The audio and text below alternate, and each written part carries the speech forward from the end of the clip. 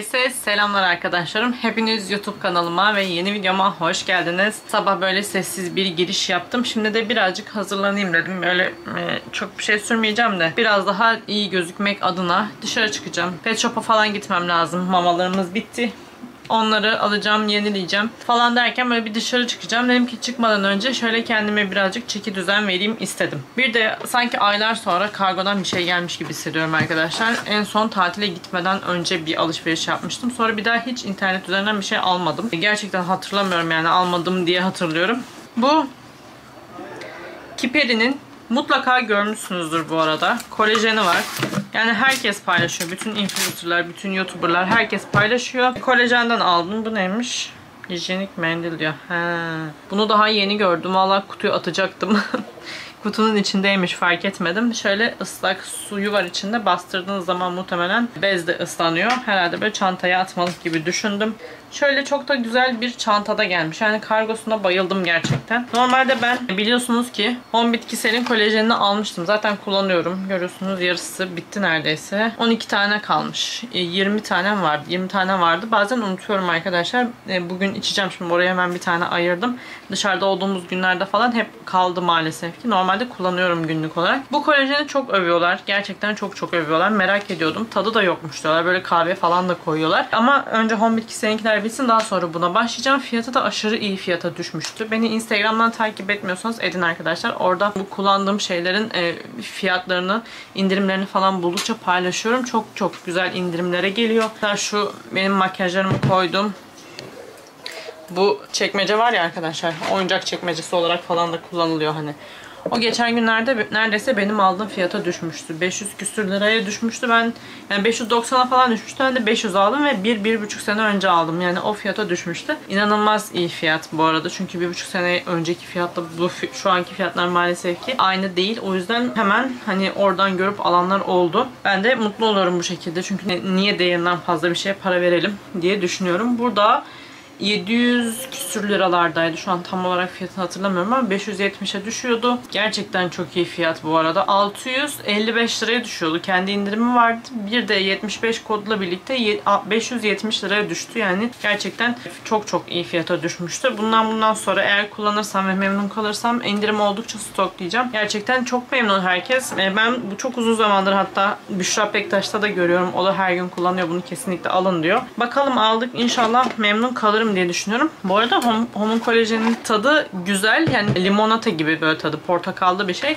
Tadı çok güzel. Bundan da alırım. Devam ederim. Eşim de isterse belki kullanmak. Onu da alırım. Ama bunun tadı yok diyorlar. Bunu kahve falan da ekliyorlar. O yüzden bunu da denemek istedim. Merak ediyorum. Bakalım inşallah memnun kalırım. Neyse. Şimdi çok uzun konuştum.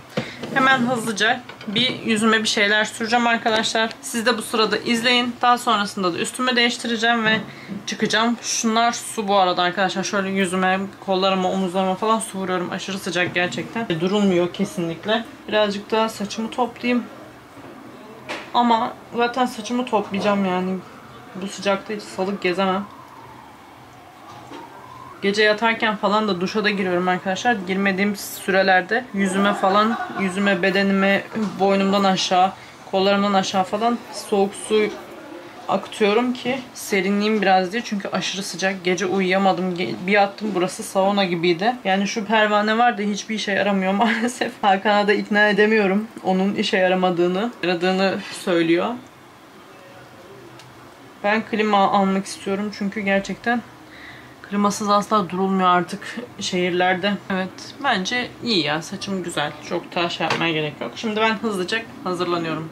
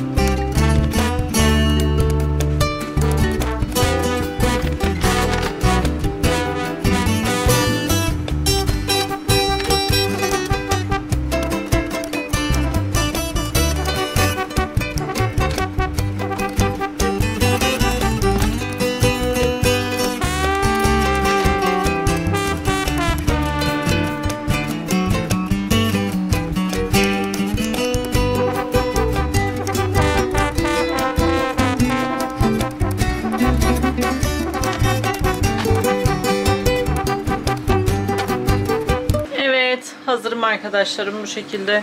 Makyajımı da yaptım. Birazcık kendime çeki düzen vermiş oldum. Saçımı topladım ama toplu duracağım yani gerçekten. Çünkü aşırı sıcak, biliyorsunuz ki her şehir. Ve her zaman olduğu gibi yine bu pijamamı giydim. Üstüme de şöyle kolsuz balıkçı mı ne deniyorsa artık şuna. Şundan giydim.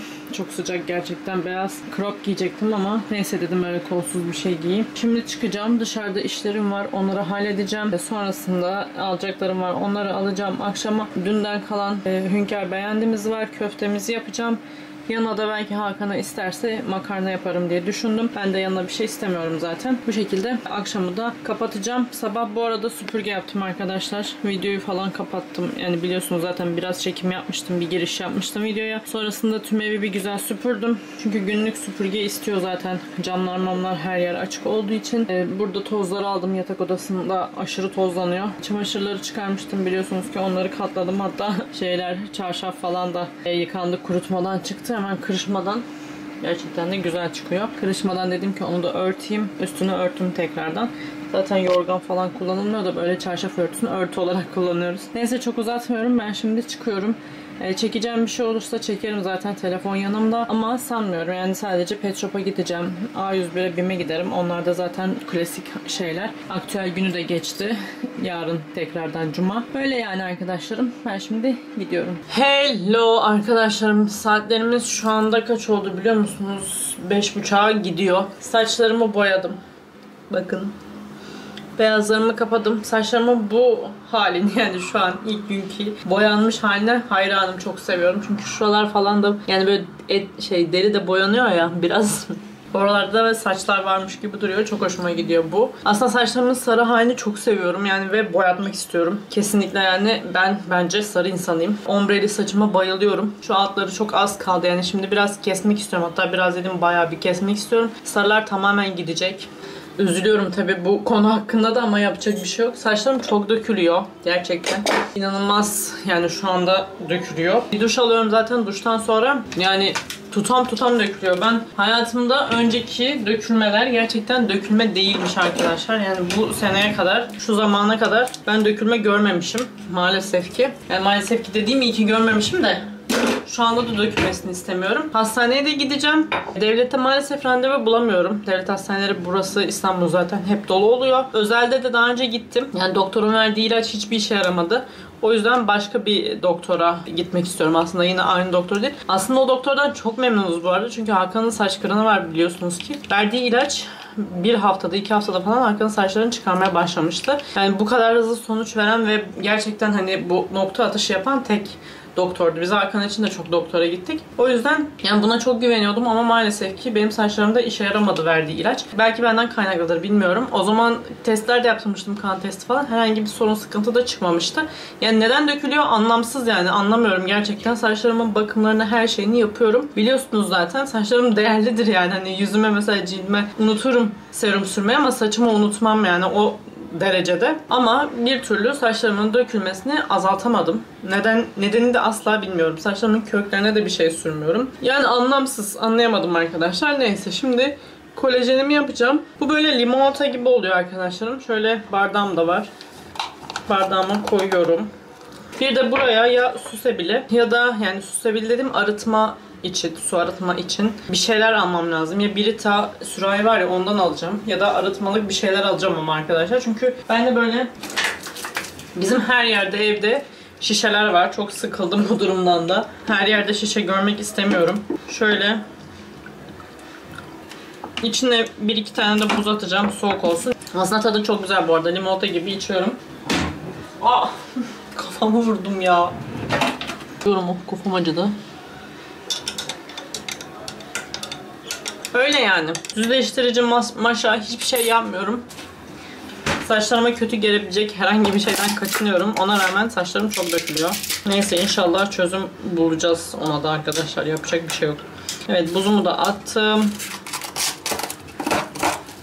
Kolajenimi de düzenli olarak içmeye çalışacağım. İnşallah etkisini de görürüm en azından saçlarımda ve tırnaklarımda falan. Şimdi meyve suyumuz, limonatamız hazır. İçmeye gidiyorum. Hello arkadaşlarım, ben bir koşu şoka gittim. Yeşimli Günler abla var ya, ondan şey gördüm. Silva'nın mopları var, biliyorsunuzdur. Koltuk silme mopları ama Silva'nınkiler çok pahalı. Yani 610 lira falan olmuş şu anda internet üzerinden baktığımda. O da muadiliydi diye düşünüyorum. Yani var mıdır, önceden mi geldi bulamadım sitesinde. Ama bir gidip bakayım dedim, burada da var mı? Çünkü bugün paylaştığı vlogta gördüm. Ama maalesef ki yoktu. Zaten şaşırmadım. Şu bardaklardan gelmiş. Bu bardakları da çok beğeniyorum. Yani aklımda vardı yine bunlardan da almak. Pinterest modellerinden birkaç tane daha alacağım. Bu normal, yani bir modeli yok ama böyle kahvelerde, işte içeceklerde, soğuk içeceklerde, meşrubatlarda falan çok tatlı duruyor. O yüzden bunları almak istedim. Tanesi 50 TL'ymiş. Bakın burada limonata koymuşlar. Fiyatı da uygundu. Zaten internetten de alsam yine tanesi 50 liraya gelecekti muhtemelen. O yüzden dedim ki bunlardan alayım. Şansıma da 2 tane vardı ve 2 tane aldım. Diğer bardaklarımın yanlarına eklenecekler. Başka da bir şey almadım. Eve geldim, hemen saçımı topladım. O kadar sıcak ki gerçekten inanamıyorum yani bu sıcağa. Şu şeyi açacağım hemen, ses gelmesin diye. Şimdi kamera açıkken açmıyorum. Şimdi yemek yapacağım. Yani daha doğrusu yemeklerimiz hazır da. Burası su toplamış arkadaşlar. Kolum su toplamış. Geçecek herhalde. Yemek yapacağım şimdi. Hakan'a makarna yaparım diye düşünüyorum. Kendime de biraz şehriye pilavı yaparım diye düşünüyorum. Çünkü Hünkar beğendi, az kalmıştı. Gerçi karpuz falan da var ama bilmiyorum, birazcık da yerim diye düşünüyorum. Bakalım.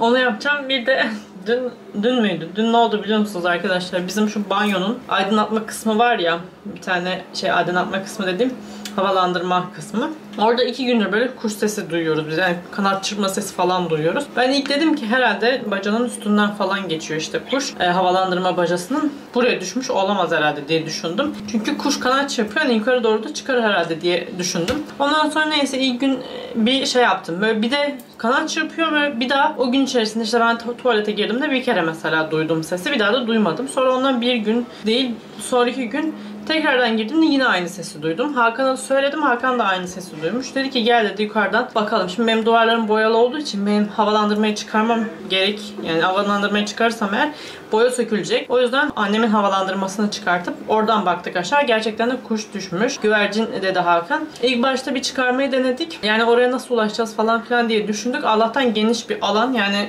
şöyle söyleyeyim, sepet sığabilecek genişlikte, yani şu kadar falan bir genişliği var. Yani bayağı geniş aslında. Sonra neyse Hakan'a dedim ki önce itfaiye mi arasak diye düşündük. O gelsin çıkarsın. Sonra sepet saldık arkadaşlar. Annemin sepetini aşağı saldık. İçine de böyle bir yemek koyduk.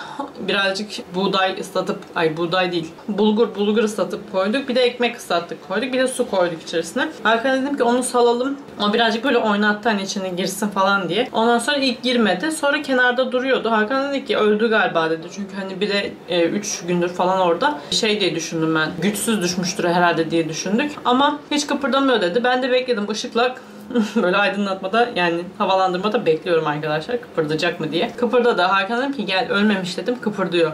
Onu oradan alalım. Sepeti sağdık, içerisine bir şeyler koyup. Ben yine ışıkla aynı şekilde orada bekliyorum. Hiç ses de çıkarmadım. Sadece orada yokmuşum gibi davranıyorum yani sessiz bir şekilde. Sonra içine girdi sepetin ve yavaş yavaş onu çektik, çıktı. Çok şükür. Yemek falan da yemesini bekledim. Birazcık dedim hani kendine gelsin hayvan. Yemek yemesini falan bekledim. Yedi. Ondan sonra çektik onu yavaş yavaş. Çıkarttık. Ben elleyemedim arkadaşlar. Çünkü üstünde çok böcekler ve örümcekler falan doluydu. Böyle üstünde hep geziyorlardı. Elleyemedim. Hakan dedi ki al tut, ama ben tutamadım. Ben dedim tutamam. Hani bunu bu şekilde götürelim. Hakan bir arkadaşı var böyle güvercinleri, işte tavukları falan var. Ona verelim dedim. Belki dedim sakattır. O baksın. 2 dakika arkadaşlar, Hakan dedi ki ver dedi, ben halledeceğim dedi. Aldı kuşu. Gitti balkona. Yani ben dedim herhalde üstündeki böcekleri falan filan temizleyecek ya da işte arkadaşını arayacak, böyle böyle bizde kuş var falan diye. Sonra Hakan aldı kuşu, salmış dışarıda. Balkondan annemin 1. kat yukarı doğru atmış. Uçarak gitmiş, kuş da uçmuş yani. Hakan dedi ki uçtu kuş dedi, gitti dedi. Ben de eğer ki uçamasaydı ben onu alacaktım dedi ama uçtu kuş yani dedi. Dedim ki niye dedim saldın yani, çünkü 2-3 gündür aç hayvan. Hani bir şeyler yeseydi bari, kendine gelseydi biraz. Uçtu diyor yani, evin çatısına diyor kondu. Gitti yani diyor, çatısında gördüm diyor. Üzüldüm yani kuşu. 2 dakika şeyle hemen aldı. Sıpıttı yani. Ben sanki ona Hakan'a dedim ki at kuşu hani dışarı, hani sal diye dedim sanki. Gitmiş salmış kuşum. Neyse. Kurtuldu çok şükür, en azından kurtuldu. İnşallah yiyecek falan da bulmuştur. Çünkü orada kalsaydı ölürdü. Birazcık da ekmek falan da yedi. Yediğini de gördüm. İnşallah iyi olur diye düşünüyorum. Ben şimdi bunu da anlatayım dedim arkadaşlar. Bir kurtarma operasyonu yaptık Hakan'la. Sonra Allah'tan kuş kurtuldu. İnşallah bir daha düşmezler. Gerçekten üzülüyorum bu arada böyle şeylere ben. Yani çok üzülürüm. Başına da beklerim. İnşallah bir daha böyle şey olmaz. Şimdi ben hemen hızlıca yemek yapımına geçiyorum. Hello. Arkadaşlar gözlük kafamdaysa demek ki ne dışarıdan gelmişimdir. Leo şu Heteo'ya getirdim. Bu da burada yatıyor şu an yatışlarda. Çünkü normalde yapmadığı şeyler yapıyordu. Yani nasıl diyeyim? Poposunu falan yere sürtüyor. Normalde yere dediğim kendi kilimi falan var ya orada. Paspası.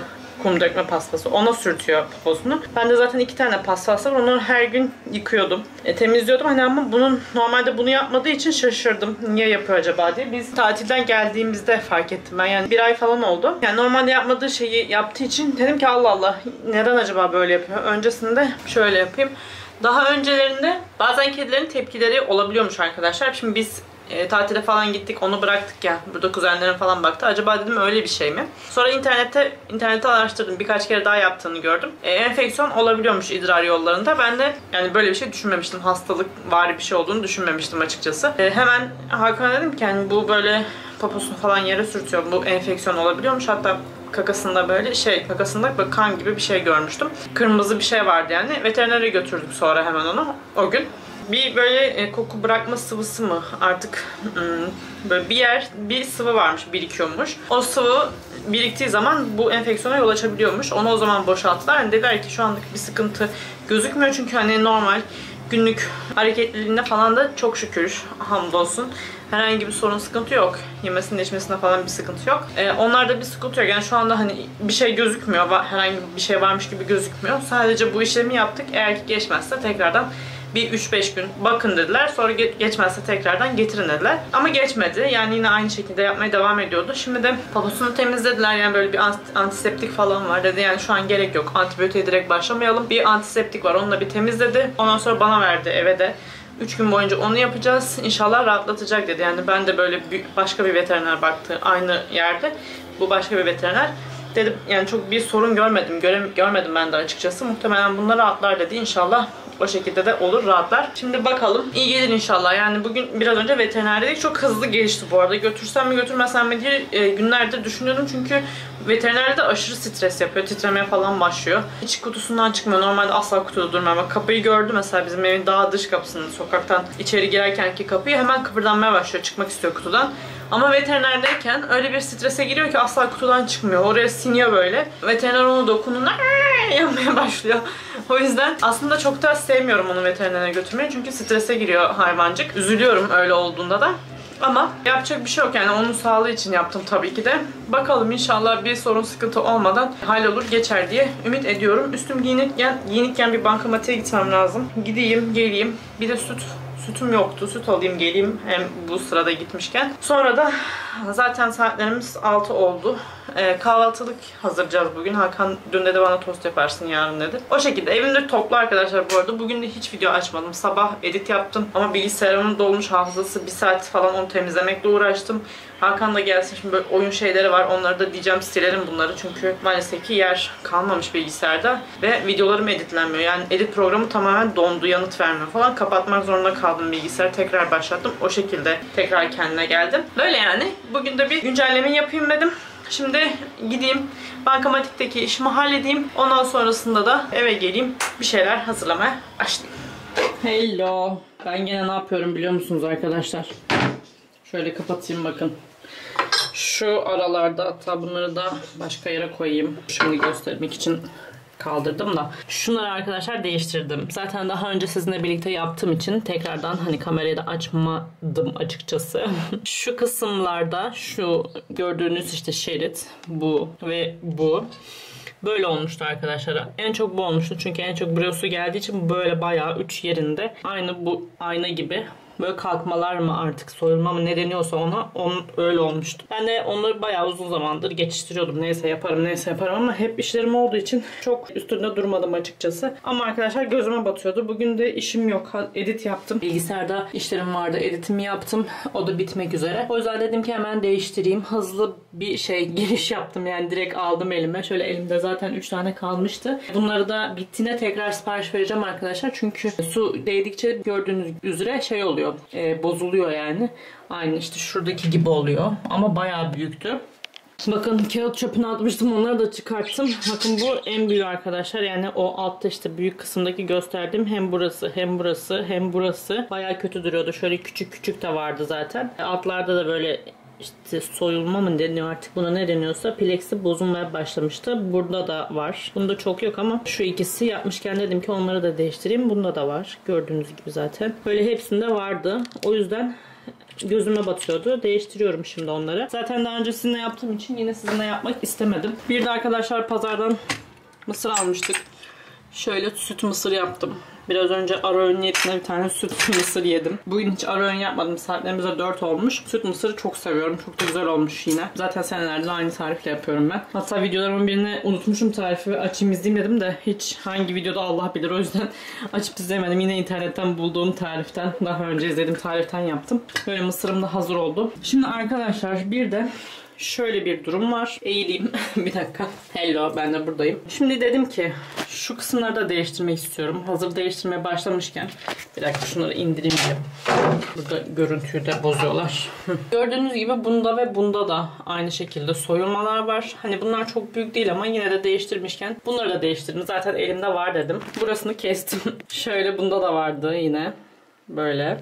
Minik de olsa yine de vardı sonuçta. Yani şunun hizasından dedim ki keseyim. Aslında çünkü üstlerde görüyorsunuz hiçbir şey yok. Oralara su falan gelmediği için en fazla buhar oluyor. O da zaten yayılıyor. Yani şu kısımdan itibaren hani bir dahakine de yine buraları bozulursa yine buralarını değiştirmek için şuradan itibaren keseceğim. Şimdi bunu kesmeye çalışıyordum. Birazcık yamuk mumuk oldu ama düzelteceğim inşallah onu. Şimdi şeyler yapacağım. Bir şekilde halledeceğim. Önce bir kesimlerini yapayım arkadaşlar. Sonra sizinle birlikte yapıştırırız. Zaten bunların yapıştırmasında bir şey yok. Sadece nasıl yapacağınızı karar vermeniz gerekiyor. Mesela böyle kenarlarını şöyle böyle üçgen tarzı çizmeye de bilirsiniz. Yani dümdüz yapıp buraları da dümdüz yapıştırabilirsiniz. Ben öyle yaptım diye o şekilde devam ediyorum. Ama tekrardan yapsam hani bu kadar uğraşır mıydım bilmiyorum.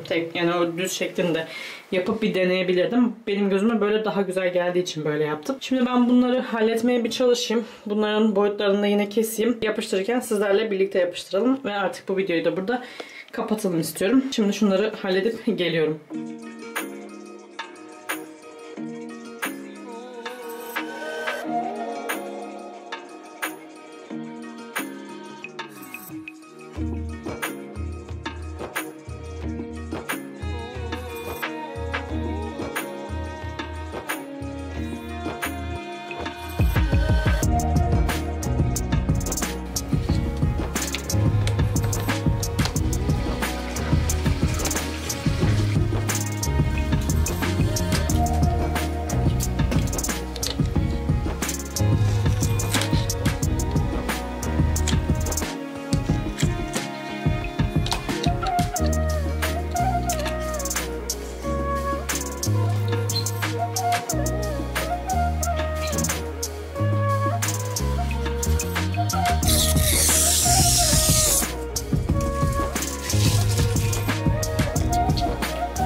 Yeniden yeni gibi oldu arkadaşlarım. Ya aslında istediğim gibi olmadı. Yani uzaktan baktığınızda bir sıkıntı yok. Şöyle göstereyim.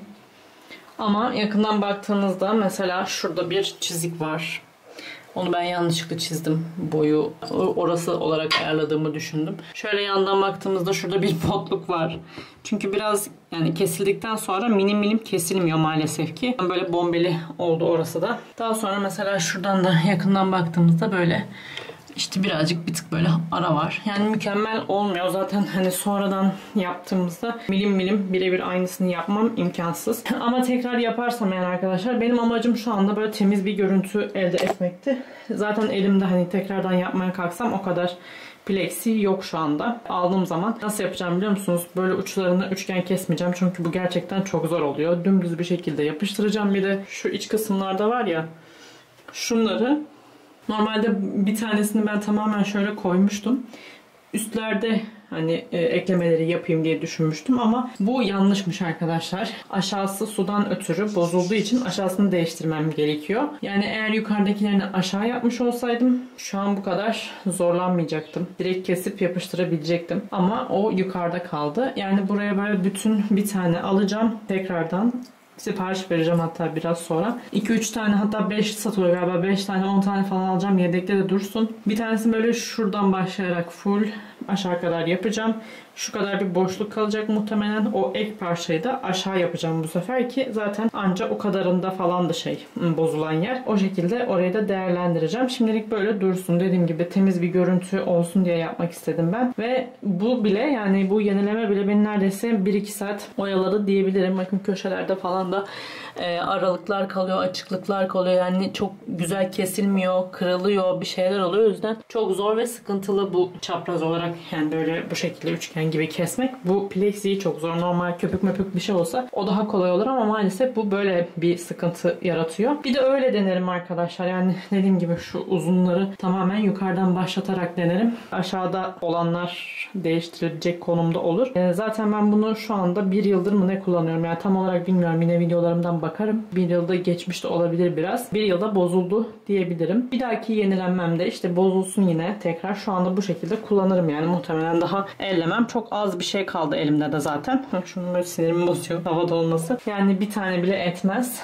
O yüzden yenileyeceğim, yani alacağım daha fazla. Daha sonra tekrar bir bakacağım. Ama bence bu görüntü benim için okeydir, yeterli. Yani yakından bakmayan kimse o detayları göremez, anlayamaz arkadaşlar. Ben şimdi bildiğim için sürekli benim gözüme batıyor. Her zaman söylüyorum zaten, biraz detaycıyım. İlla her şey mükemmel olsun istiyorum ama maalesef elden bu kadar geliyor. Yani daha fazlası olsa daha fazlasını yaparım zaten. Siz de biliyorsunuz yani evi baştan aşağı yeniledim. Yani benim için şu an okeydir. Gerçekten temiz bir görüntü. Tamam, yeterli. Yani bir süre beni idare eder bu. O zaman arkadaşlarım, bugünlük benden bu kadar. Size burada veda ediyorum. Beni buraya kadar izlediyseniz ve videomu beğendiyseniz beğenmeyi, kanalıma hala abone değilseniz abone olmayı ve beni Instagram'dan takip etmeyi lütfen unutmayın. Bir sonraki videoda görüşmek üzere. Hoşçakalın.